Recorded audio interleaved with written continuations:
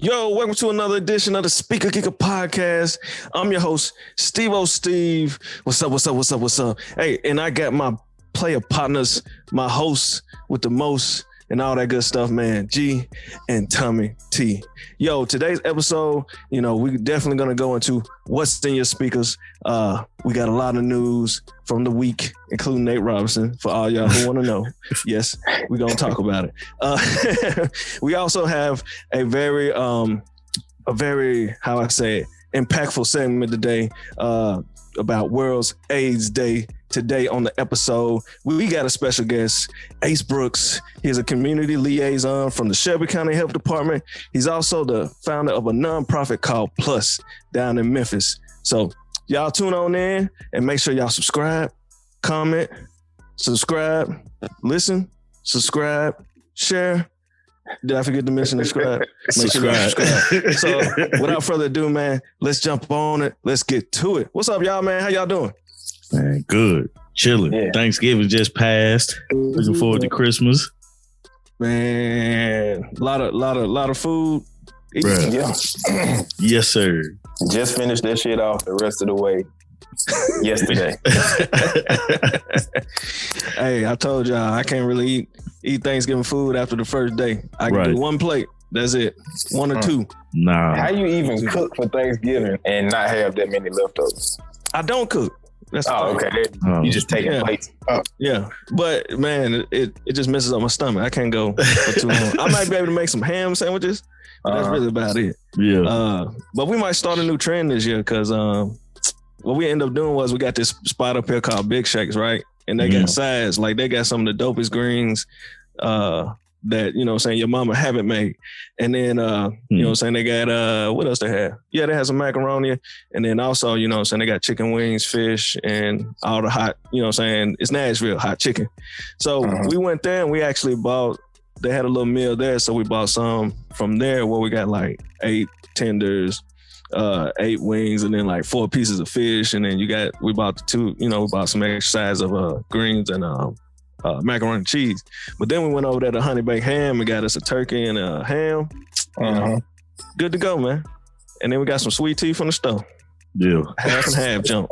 About Christmas. Thanksgiving dinner. Yeah. I'm sick ashamed, bro. Hey. I'm so ashamed of y'all, bro. I know you saying it might be a new tradition, but I'm ashamed as hell. Look, the only thing that was cooked was the dressing that my mom-in-law made for us. Yeah. Okay. No, man. It was quick and easy. Hell no. Right. Damn. We had y'all niggas some food. We had my job gave us a turkey, man. So from Honey Baked Ham. So that was pretty good. Ham, something else. It tastes like ham to me though. Yeah. Like it has the same flavor with brown sugar and stuff. I don't know, man. Was it? Oh, it was.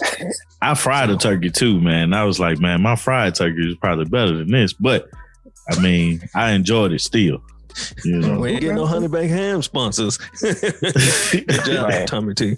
Good job. It's the truth. I ain't saying it was nasty, but I'm just saying my fried turkey probably was a little bit better, man. Just because it's fried. I like fried turkey. Different dynamic. I got you. Cool. Ace, what about you, man? How was your Thanksgiving, bro? Thanksgiving was pretty good. I did kind of like Steve. I just got plates from everywhere. This was the first year I didn't cook, though. But this is the first year I didn't cook. So my goal was to get from everywhere. Okay. That makes sense. But you went to people's houses, though, didn't it? Yes. Yeah, see, that's the difference. This nigga went to the store. You can't be buying shit from the damn restaurant. I sure did. Ain't nothing getting brought. We making everything. I ended up still cooking over my grandma's house, but no, we didn't buy enough from the store. Yeah, there we go. It just makes it easy. You do. Lazy ass. That's too funny. All right, man, let's jump into it. Let's jump into some numbers real quick, man. Billboard 200.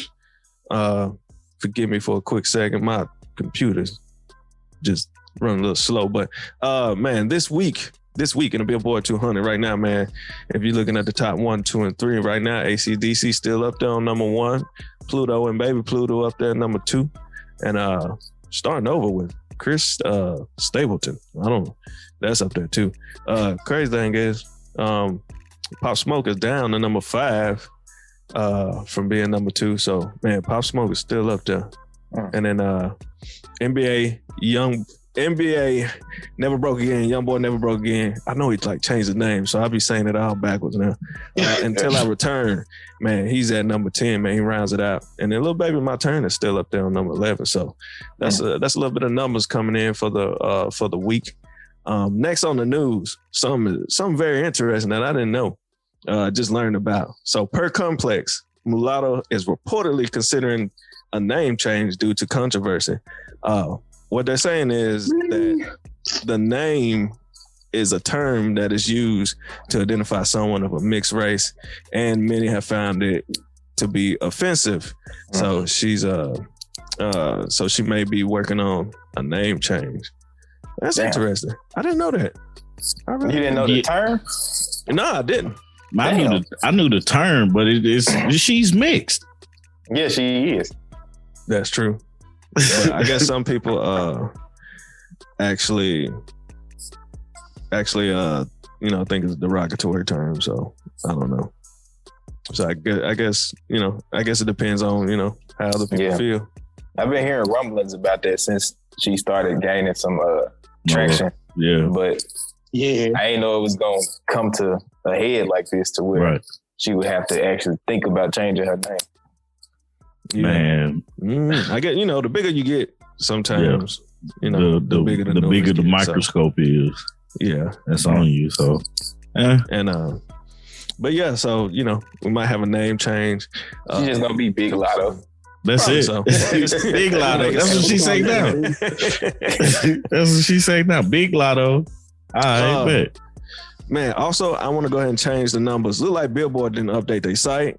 Y'all trash. But hey, I'm gonna jump back in on the numbers real quick with Complex saying that first full week of Available to the Masses, actually Meg Thee Stallion, good news, debut in the 2nd spot in the Billboard 200. Of course, I think nothing really changed. I think AC/DC is still number 1. Have you listened to that album? Who, Meg? No, AC/DC. No, I haven't. I'm gonna check it out. I'm gonna check it out too. And then as we kind of go down through it, let's see. Meg. Yeah. So,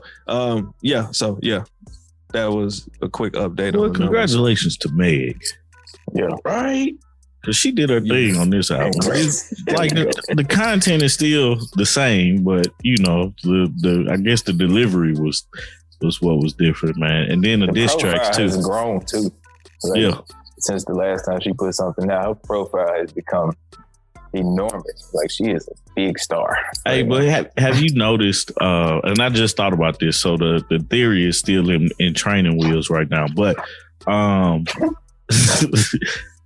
think of the Beehive, right? Mm-hmm. Where she got this crazy following, right? Nicki Minaj, same thing with, I don't know what they're called. But Meg Thee Stallion is growing a following like those two. Like, and it's crazy. It's crazy that women actually can do that. I think it's amazing because it builds in basically a base that you constantly gonna win with. I don't know. You don't think so? No. I told you, it's still in training wheels though. Of Beyonce or Nicki. I ain't saying it's gonna be big as theirs, but the following is there. I don't know what they call it though. Yeah. I can see that. I don't know. I heard a lot of people. It's interesting because I got this. Even though this album landed where it landed, it was a lot of people that was like, I didn't like it. Like, it was a lot of people don't like it. And me, I mean, you're talking to a person who's like, absolutely, like, I don't get it. I'm not a fan of her. Yeah. I think she's overrated as hell. But, that's it just is what it is.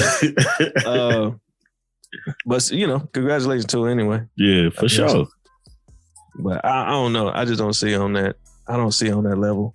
I don't think she's. I mean, she's growing though, man. Like it's a sense of being able to market yourself as well as be talented enough.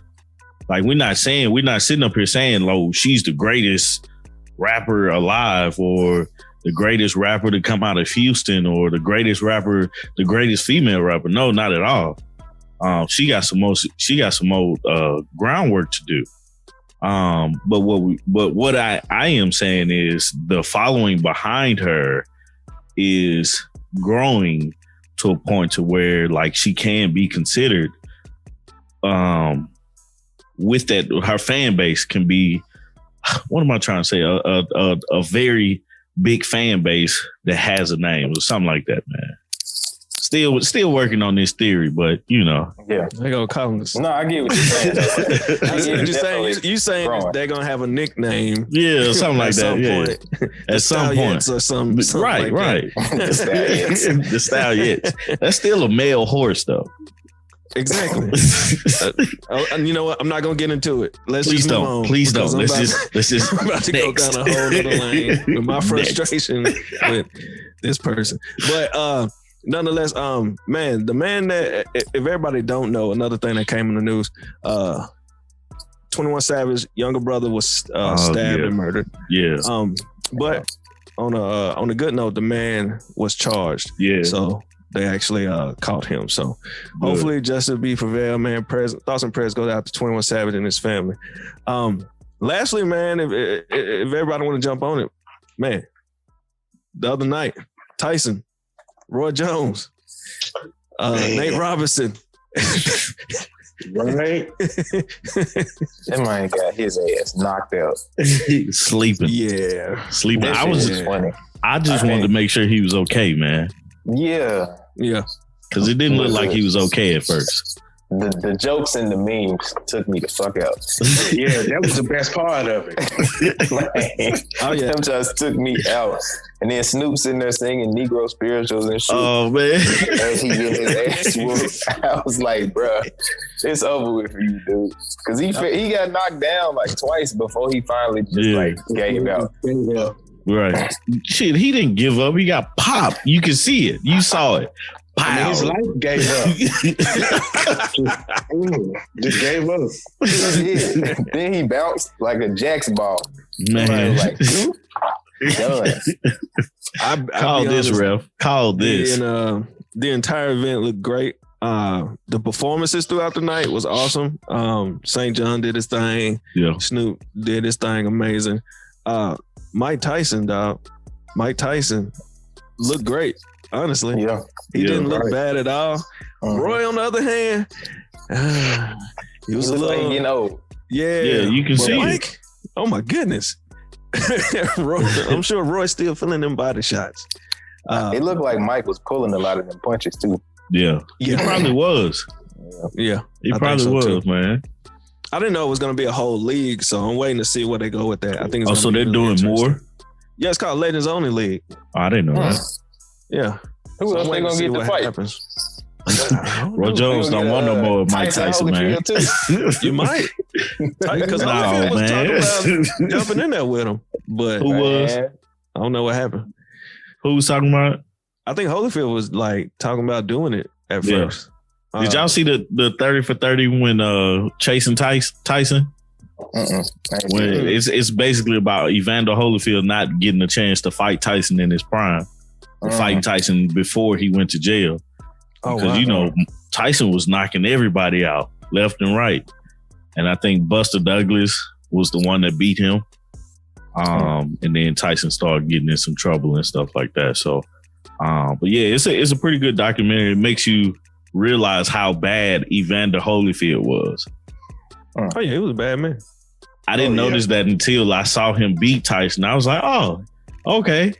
But Evander was like really good as well. So, man, go check it out, man. It's dope.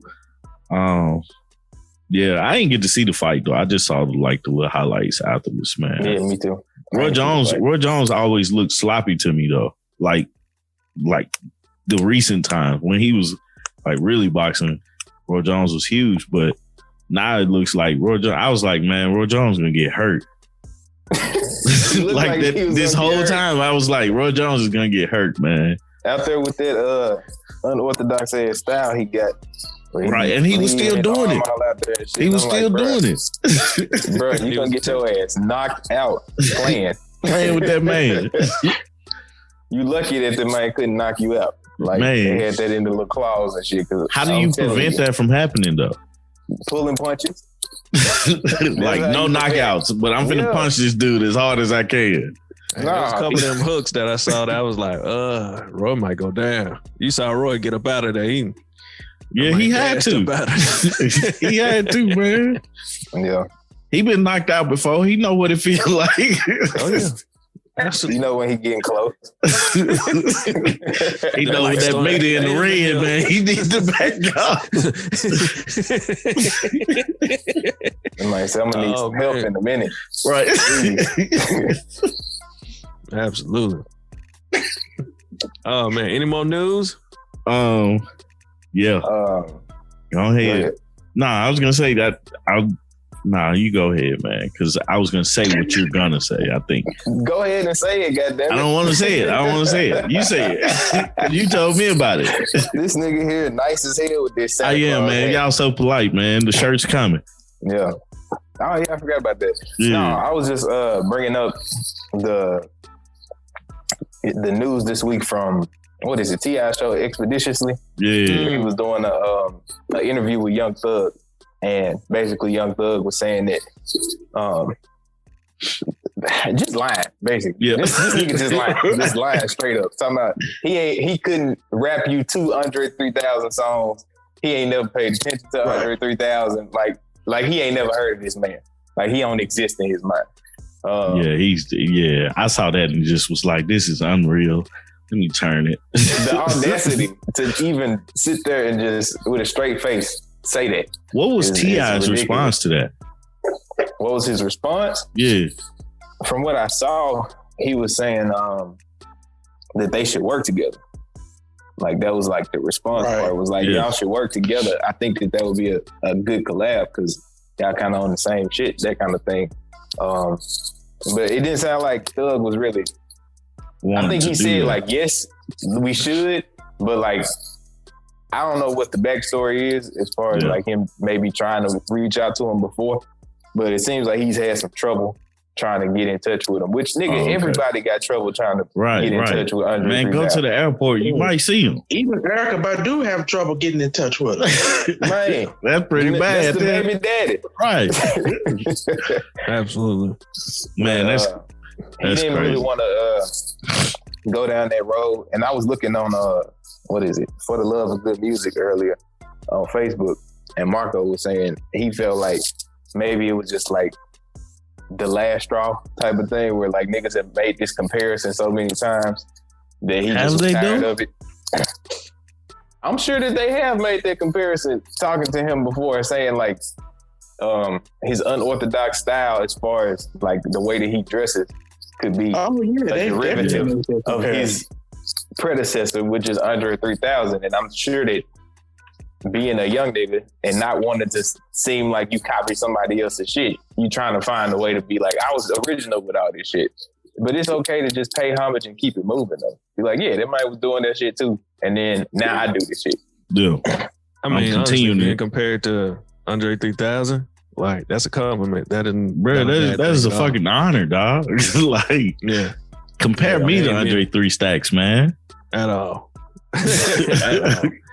Like, damn. Bro, like it's crazy, man. Because if I was 3 Stacks, you know how humble he is. That's the only time I wouldn't be humble. Because you're lying. You're straight up lying. I'd be like, no, I don't want to work with you. That man lying out his teeth. And then the bad part is I saw on like the little articles and stuff that I read, they pulled out those sections where Andre 3000 has talked about Young Thug and how he's a fan of Young Thug recently. Right. In interviews. Exactly. So it's like, come on, bro. What you doing? Right. You're tripping, man. Because like it's a guaranteed hit if you come out with a song with 3 Stacks, man. Guaranteed. That shit would work. It definitely would. I mean, I would listen to it. Yeah. And I ain't no huge Young Thug fan, but I definitely check out something with that because for me. I like to see those unorthodox collaborations. You know what I'm saying? Just what you're gonna get out of it. You know what I'm saying? So, yeah, man, that nigga's lying.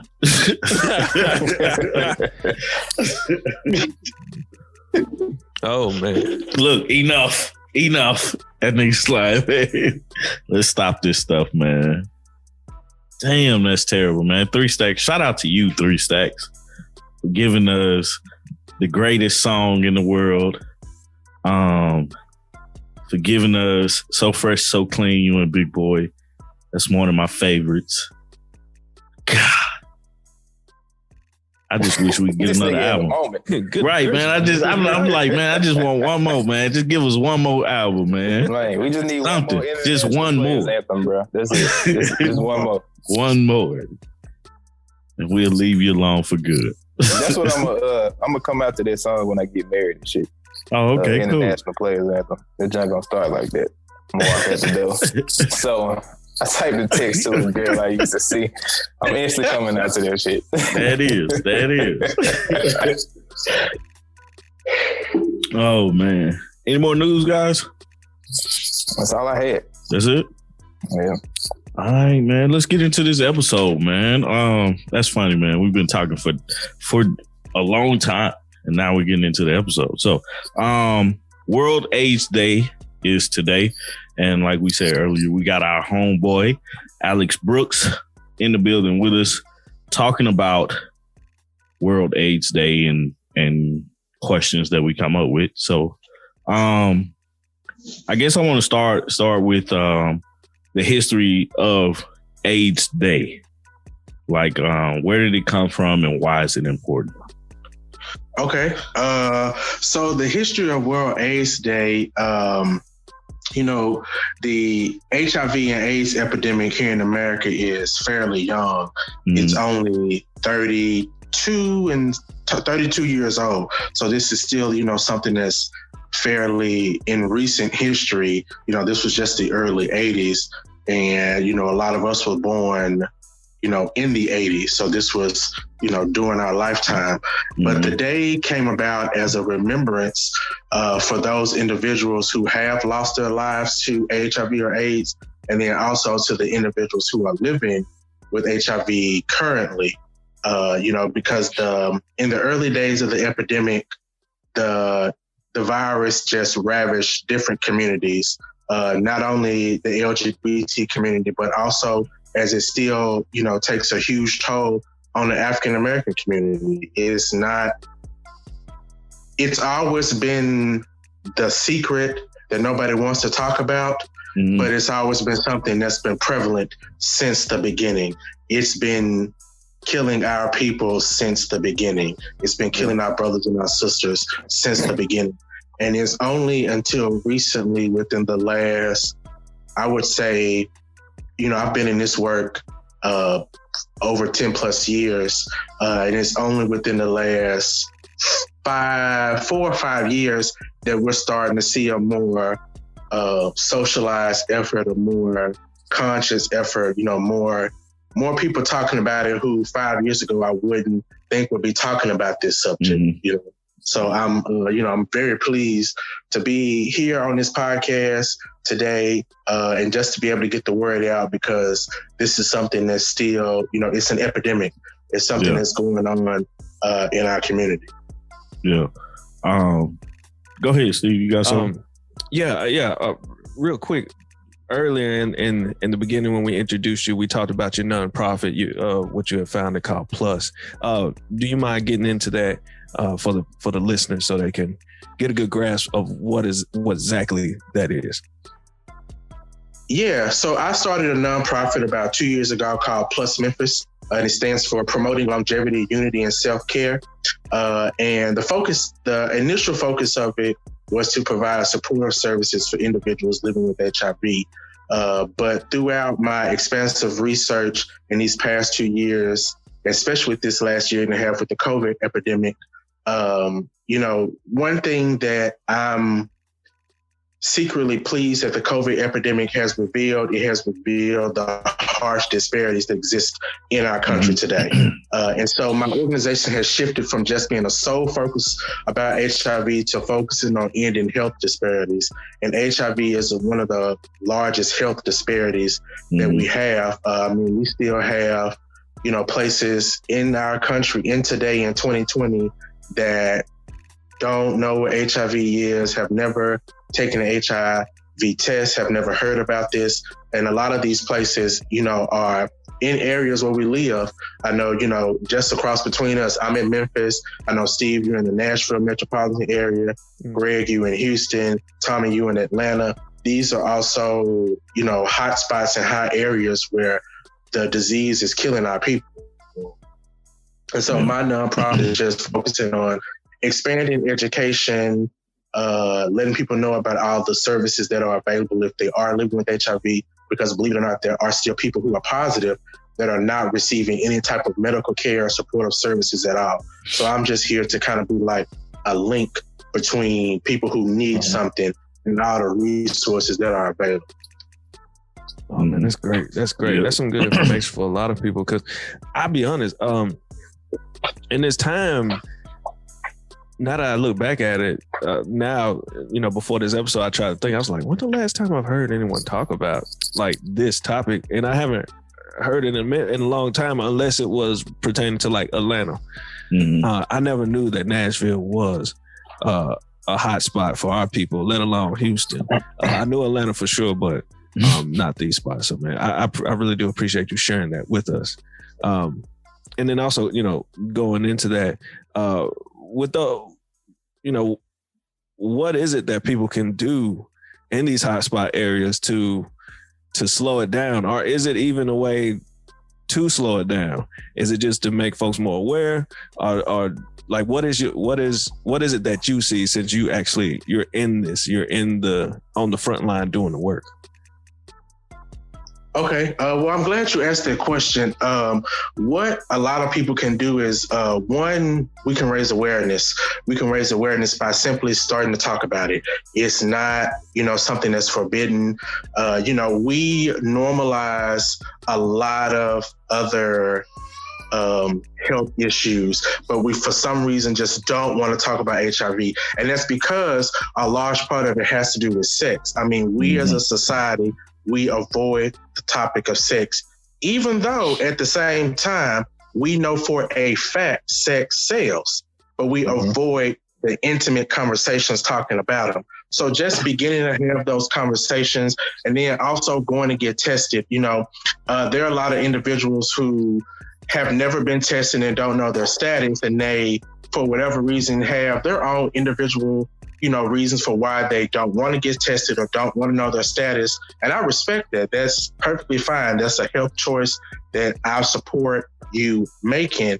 But you have to realize that with what comes with not knowing your status is a whole lot more from that. Someone who contracts an STD, or what we now call an STI, they're 4 times more likely to contract HIV.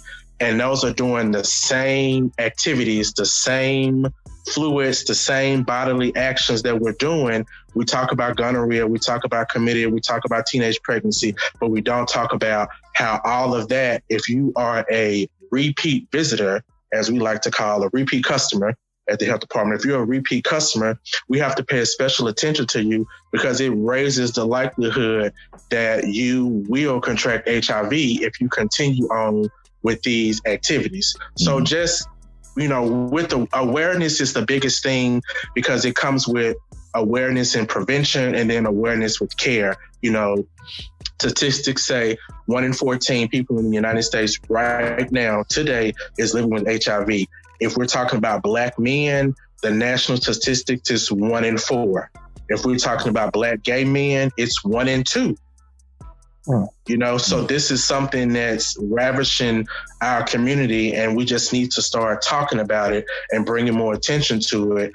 Because, as I like to say, sex is something we know how to do it, but we don't know how to talk about it. And sometimes we need to talk about it, because a lot of us are doing it now I'm not going to say incorrectly, but they're doing it in ways that put themselves in greater risk for a lot of other things besides just HIV. I mean, you just get syphilis 3 or 4 times, which in the average time that a person gets syphilis in the United States is 2.5, which I don't know how you get syphilis, but that's it. You know, after around that 3rd time, you start to mess with your fertility, and, you know, and passing on that syphilitic gene and that virus to your offspring. Yeah. You know, and most folks think, oh, I had to clap a couple times back in college. And then, you know, you're wondering, you know, a lot of current things. You see a lot of infertility in our community. You see a lot of other health disparities. That's why, you know, we really need to talk about everything that comes with having sex, because it's not just for pleasure. As our parents used to say, you know, it's a huge responsibility that comes with it, because it's not only about your life, it's about the lives of everyone that you come in contact with every time you decide to have sex with somebody, because you bring those people to the bed with you. Everybody you've ever had sex with, you bring those people to the bed with you every time you have sex. Yeah. Man, how do we help to facilitate like a growing discussion on this, besides of course like just talking amongst each other, but like within families? I know that's just a hard thing. Like you mentioned earlier that like we know that sex sells, but people don't want to talk about sex for real, or like have those intimate conversations about like how to have sex, because like the stigma is just, especially when you're talking about from like one generation to like the younger generation, there is definitely a stigma that exists that prevents people from having those conversations. And I'm not really sure what it is, like why is there, other than like, you know, just people being uncomfortable. But how do you get past that, like that intergenerational conversation, so that like the older generation can kind of school the younger generation in a way that's not creepy to the kids? Like how do you teach them how to have proper sex without it being creepy, I guess? Well, one, you arm yourself with information. A lot of the stigma comes from ignorance, a lack of information, and a lot of times it's not the individual person's fault. It's a larger societal, like we're still not taught sex ed in most schools in the United States. You know, there's a lot of women, for instance, who don't know their own bodily cycle, don't know their bra size. Like it's a lot of things around personal health that we just don't share the information to. So one, just arming yourself with that information, and two, like this topic is one of those hard conversations that the first step, I guarantee you, is going to be the hardest step you make. But once you take that first step, it can be something as simple as, you know, when you overhear your family members talking about how, you know, I'm going for my yearly checkup. We may be, you know, Tom, it may be time for you to get your prostate checkup. You know, we kind of have normal conversations about health like that. Throw in, you know, did you get an HIV test? Because most places, most private providers do not do opt-out HIV testing. You have to ask for an HIV test. You know, and that's a whole another issue right there. You know, luckily a lot of emergency rooms started doing HIV testing when you have to opt out, but a lot of people just don't come in contact with that. They have no way of knowing anything about HIV. So just asking, you know, I went to the doctor the other day, I got checked up, or even if you, man, old girl burnt me or something, you know, just, did you also get tested for HIV as well? Why do I need to get tested for that? Man, do you not know the next time, you know, you see what I'm saying? Like, once you make that first step, it really flows so naturally.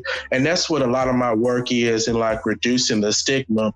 A lot of it really is a lot of preconceived notions about a lot of old, outdated information that, you know, we had, because like I said, this is only 30-something years old. So this is in recent memory. So when people recall about the HIV and AIDS epidemic, they're going to recall what made it personal to them. And if it was a scary news story that they saw, or someone that they lost, or someone that they didn't know how they died, because a lot of people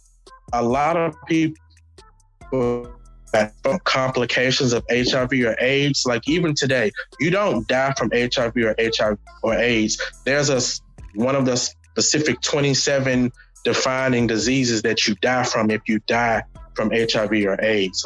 So there's a lot of people that have died, and that have died from pneumonia. A lot of times if you see that, that's one of the key triggers that someone had HIV or died from complications of HIV, because they didn't know what to call it. They didn't know, it didn't get a name until 5 years after they had realized something is killing a lot of people, but we don't know what it is. It went 5 whole years, knowing that this disease, something mysterious is out there. At first they thought it was something that was related to gay men, and then they saw that it was real big in the people who use drugs, with needles and everything. And it was like, something's out here killing our people. It was a whole 5 years before the science could realize, that AIDS stands for Acquired Immune Deficiency Syndrome. HIV stands for Human Immunovirus. It took a while for us to figure out what it all was. And so that delay in figuring out, delayed conversations, delayed education, it delayed just a lot of stuff. And so people, if it's not right in your face and you don't talk about it, you just go to the back of your mind and you keep on moving with your daily life, especially if it has no impact on your specific daily life. Like I said, all you're going to remember about it is what made it personal to you. Yeah. And for a lot of people, especially our parents and grandparents in the 80s, it was there was this one organization that isn't around anymore. It was kind of like today they would be called Trumpers, if you want to give them a name. Yeah. But they sent out 180 million pamphlets to talk about how bad people are who get HIV and AIDS. So a lot of our parents and grandparents got that red pamphlet in the mail and read all these horror stories. And then especially if we're in the Deep South, all you got to do is throw the word hell in there, and you got somebody's attention about something that they ain't supposed to be doing.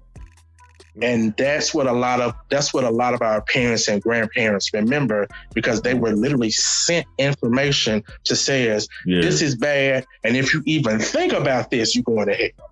Yeah. That was sent out by the actual government, wasn't it? Yeah, it was a defunct part of the government.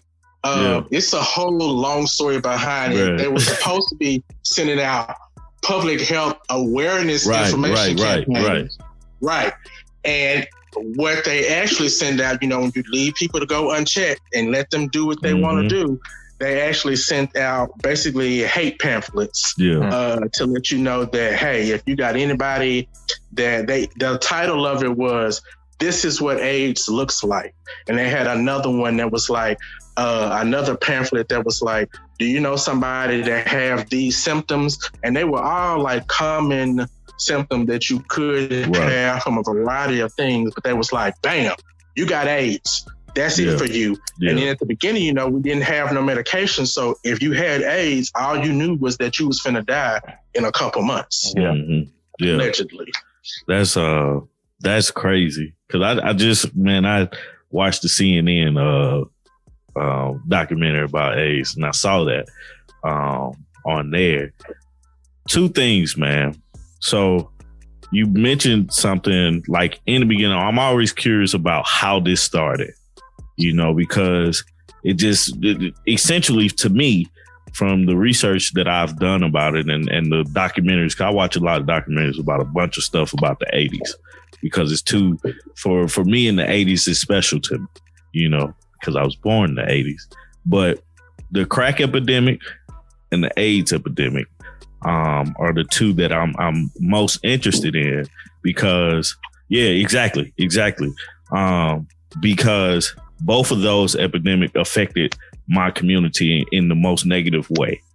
I don't know where AIDS started from, And I don't know, and I believe, and this is just me, I believe crack was introduced to the community from the government. So it's just a theory, but hey, I believe it. You know, just how people believe in whatever they believe in.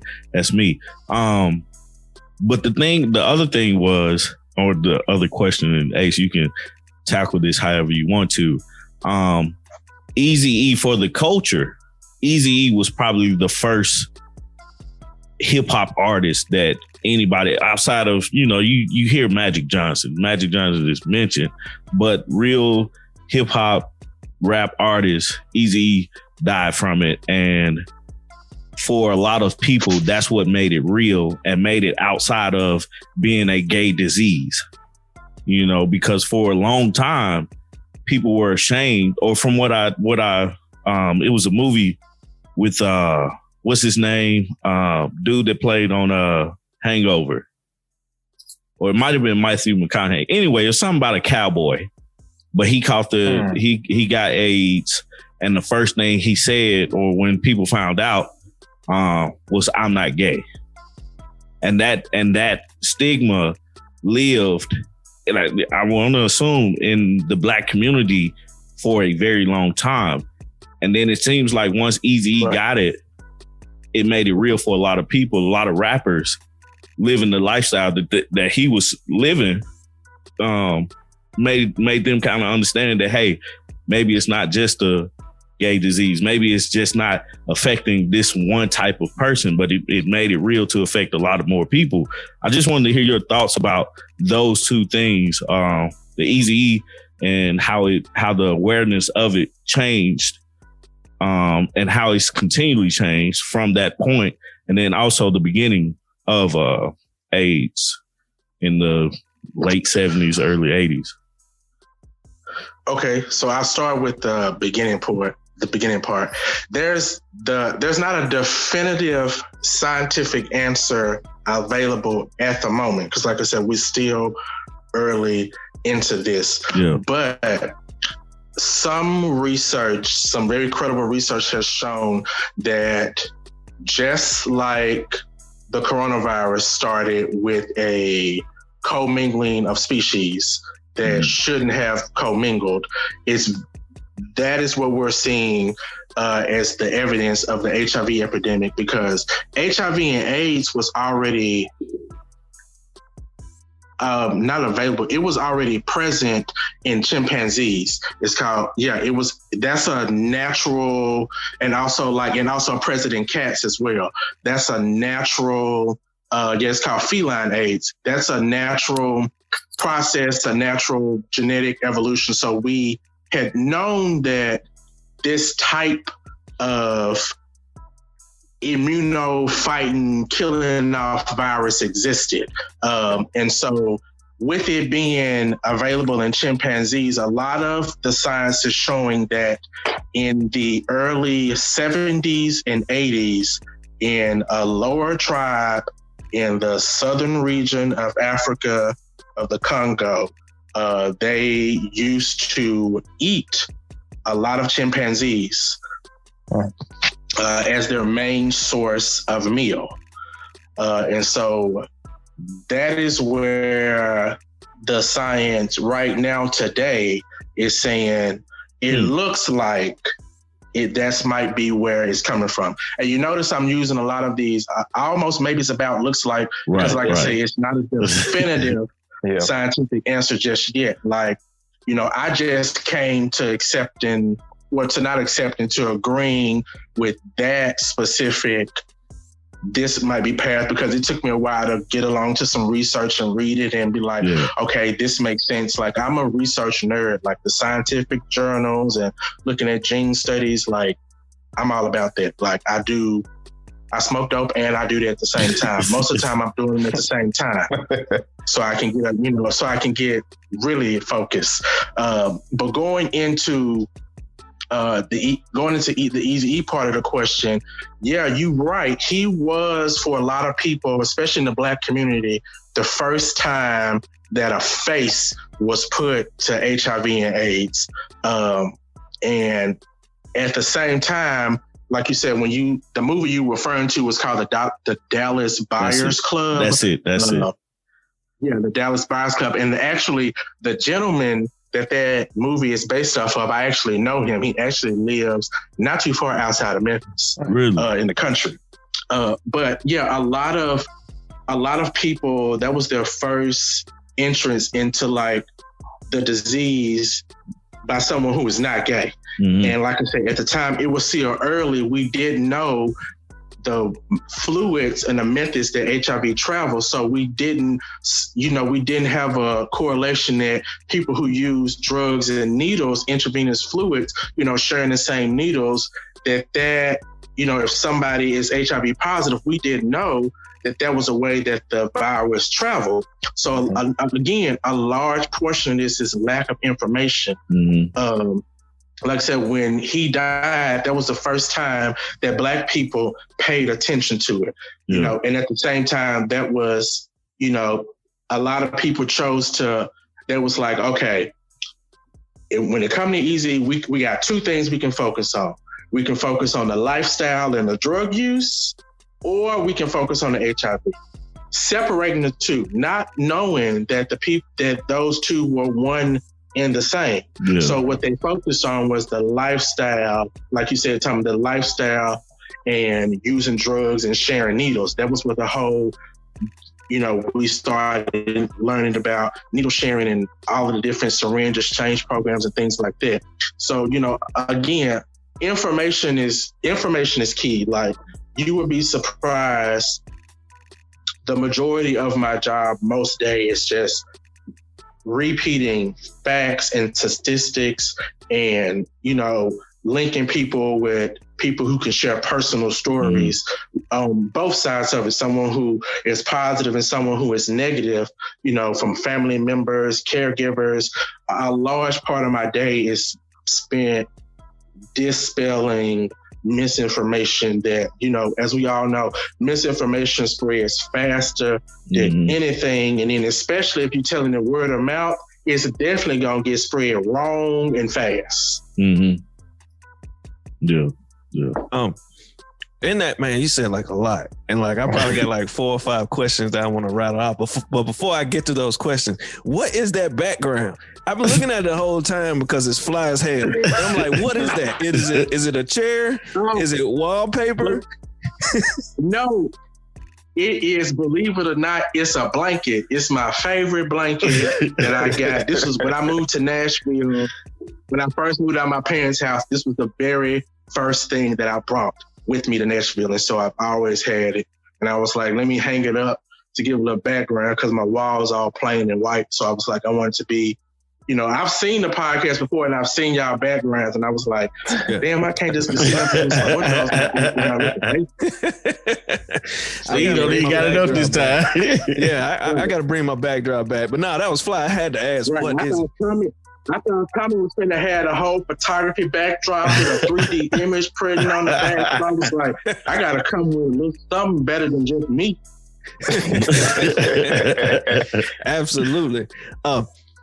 There was so much you said in there to unpack, but it was about 4 questions that popped in my head. I'm not going to go through all of them, but a couple of them is, first is, we brought up COVID. With COVID being only about 9 months old and everything they begin to figure out about that. When I look at COVID,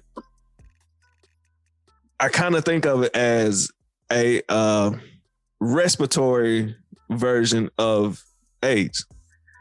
Like when you made the comment that, I'll say that again.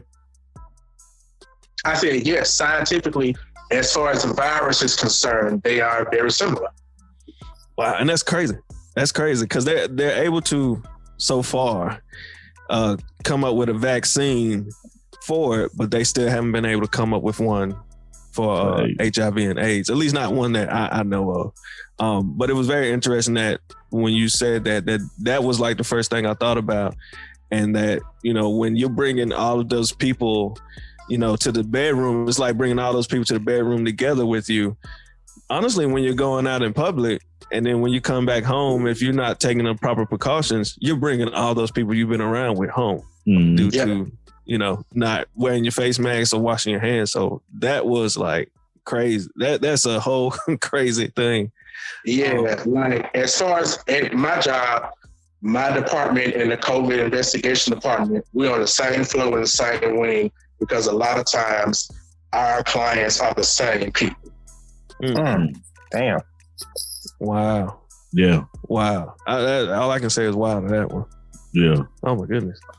That's crazy. Yeah. Wow. that one stopped me right there for a second because you wouldn't think that they would be the same people. You would think that they would take better precautions. Yeah. Absolutely. Wow, that is crazy. Did people go ahead, Steve. Just to jump in, I'm gonna jump into one of my other questions. One of my other questions that kind of follows that is, it kind of goes in with COVID as well. But with COVID, it feels like a lot of the precautions fell to the wayside.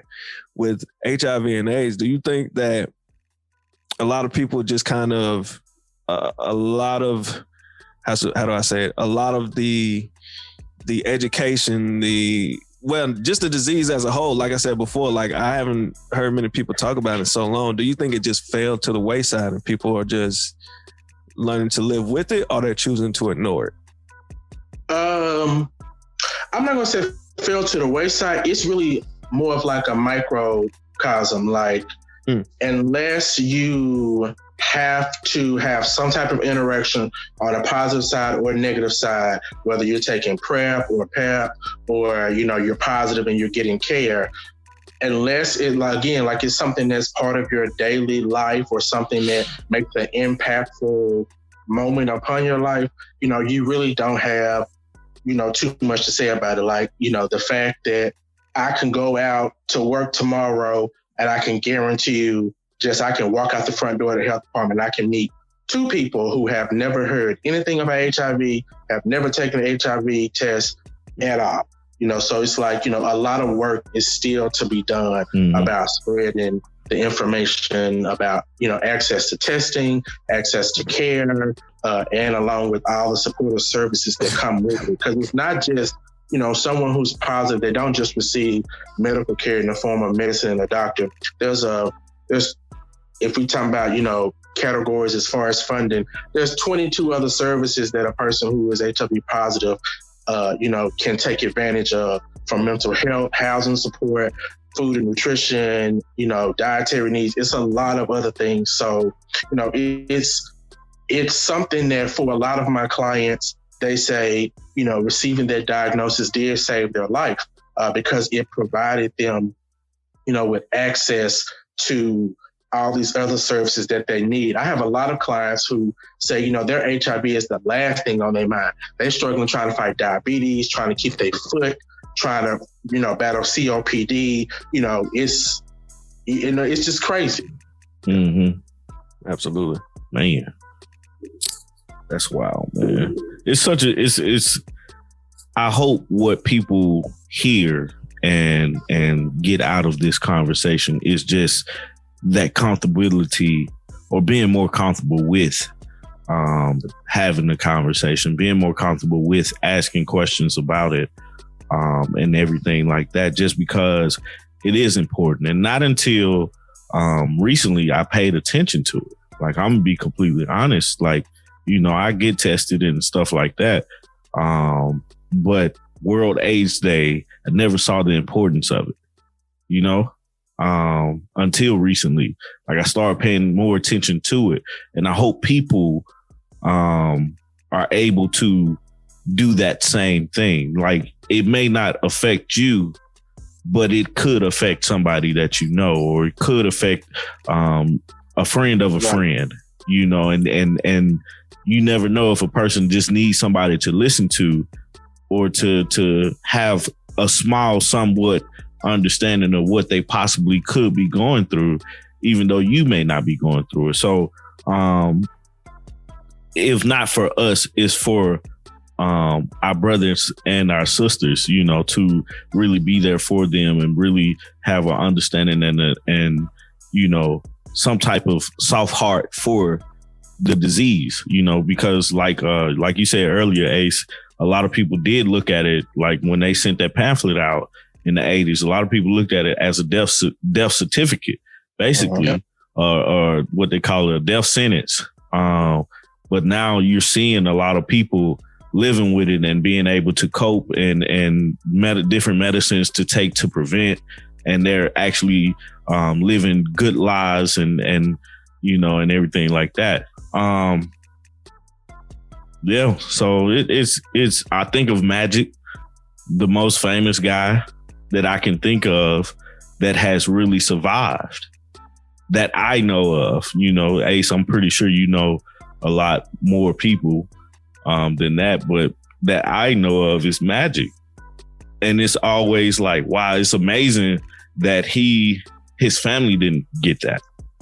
From how we understand it spreads, his family was okay,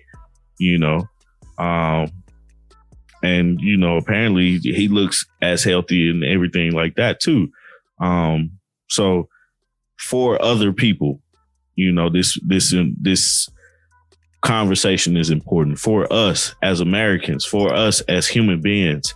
It's important because we can all help each other, even with the COVID, we can all help each other. You know what I'm saying? So, that's all I got, guys. If you guys got any more questions, please ask while we got a professional on the call today.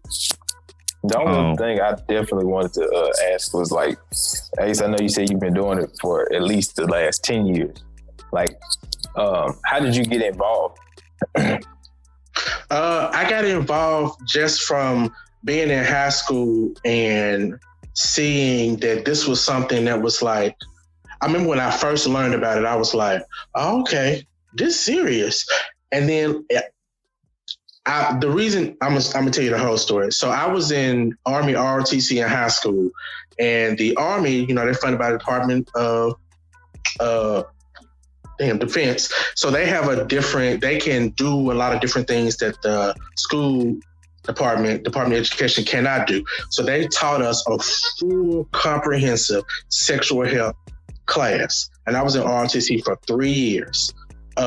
So most of my high school. So when I learned about it, and I would go to like gym and other public and my other health classes and stuff, and I would be like, why are we not talking about this? Like, we're talking about wear a condom, but we're not talking about why wear a condom. We're talking about, let's not have sex and wait till we met. Like, why are we not talking about this? This is important, and this is affecting a lot of people. And so it was just, I've always been a curious person. Like my mama, if she was alive today, would tell you like the first word I learned how to say was why.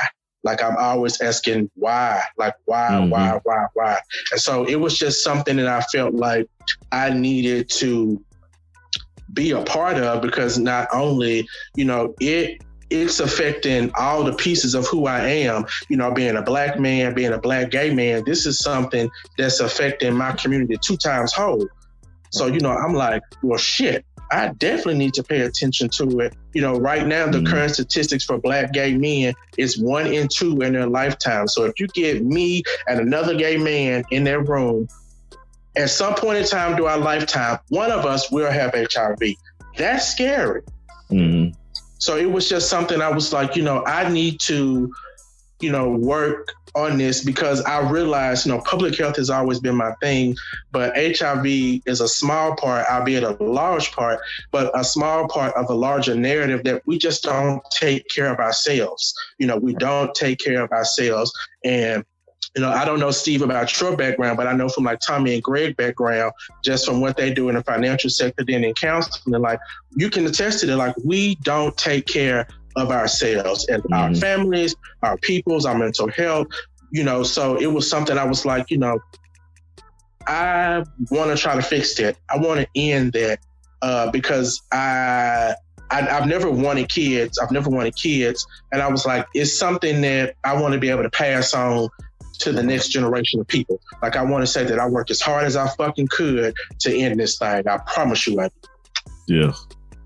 Yeah. He's brings everybody. I'm talking about. Right. That's what I'm talking about. Man, real quick, man, tell everybody where they can find you. So you can find me on Instagram. My name is AceB901. And please, if you got any questions, please feel free to inbox me, DM me. I'm on Facebook, Ace Brooks, but I'm not on there a lot. I use that a lot for like work to promote a lot of work stuff we're doing. So I'm not really responsive on there. And then you can also check out our website, hivmemphis.org. My picture's up there, my contact information.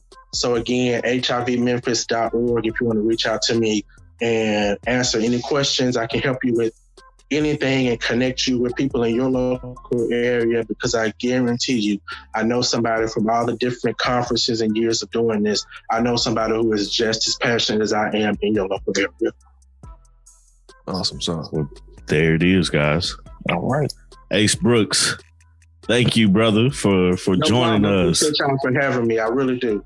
Man, we appreciate you, man, for giving us dropping those gems, giving us the information that's needed and necessary for our country, our world, us as human beings as well. Thank you for your service as well, man. Working hard to actually help end this. Thank you. What they call it, an epidemic or pandemic? It's epidemic. It's an epidemic. We're in an epidemic right now. Yeah, so helping with that and everything. You guys, if you have any questions about this, you have his contact information. We're also going to have this information in the description. So please go there, subscribe to the channel first, like the video, leave a comment. If you do have a question, you can leave it in the comment section and we'll be able to get some answers for you. Let us know what you guys think. So like I said, subscribe to the channel at 3Amp Media Studios on YouTube. You can follow us on Instagram and Facebook at Speaker Geekers Podcast. What else? You can follow me on Instagram at I am Tommy T the Third. You got Steve at the Great Steve O Steve. You got Greg at instantly_G. And Ace, you said it was Ace Brooks 901. Just Ace B901. Ace B901. You can follow him on Instagram as well. Again, guys, thank you for listening to another episode of the Speaker Geekers Podcast. Hey, it's me, Tommy T, Steve O Steve, and Greg G, as we call him. You guys got anything? You good? Oh yeah, all out here. Better not be still eating on that Thanksgiving food tomorrow. Bro, I was finna go warm up some dressing right after this, man. Man, I wish I had some dressing. You got 8 hours left. You on the clock. You got 8 hours. You got 8 hours to eat the rest, bro. I do got some sweet potato pie in the refrigerator. Bro, me too. Yeah. Shoot. Oh man. Ace, you got anything else you want to say, man? No, that's it. Just thank y'all so much for having me, and please talk to your people about it. Definitely. Bet. Well, guys, since that's it from everybody, man, I'm out. Peace. Peace out.